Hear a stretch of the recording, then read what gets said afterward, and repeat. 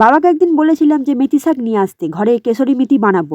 অবশ্য first time বানিয়েছিলাম, জানি না কেমন হবে। প্রথমে আমি শাকটাকে দুভাগে ভাগ করে নিয়েছিলাম। কিছুটা শাক আমি কেশরী মেথি বানাবো বলে রেখেছিলাম, আর কিছুটা শাক চচ্চড়ি খাবো বলে রেখেছিলাম। তারপর পোকা এবং নোংরা পাতাগুলো বাদ দিয়ে আমি শাকটা পুরো ডাঁটি সমেত ধুয়ে রেখেছিলাম। ধুয়ে তারপর রোদ্দুরে একটু রেখেছিলাম যাতে জলটা একটু ঝরে যায়। তারপর পাতাগুলোকে ছাড়িয়ে নিলাম, নিয়ে খবরের কাগজের মধ্যে ছড়িয়ে ছিটিয়ে রাখলাম, বাকি জলটা যাতে শুষে নেয়। তারপর আমি সেই পাতাগুলোকে রোদের মধ্যে 2-3 দিন ধরে শুকোতে দিয়েছিলাম। ডাইরেক্ট রোদে দিইনি, ডাইরেক্ট রোদে দিলে পাতাগুলো অন্যরকম হয়ে যায়।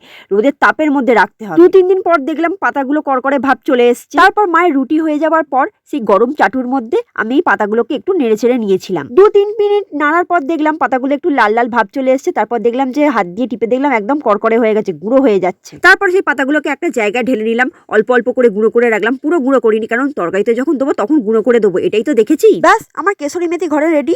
একটা কৌটোর মধ্যে স্টোর করে রেখে দিলাম। প্রথমবার করেছিলাম বলে অল্প পরিমাণ করেছিলাম, এরপর থেকে বেশি করে দেখবো। তোমরা কিন্তু এইভাবে ট্রাই করতে পারো, আর করে কিন্তু আমাকে কমেন্ট করে জানিও।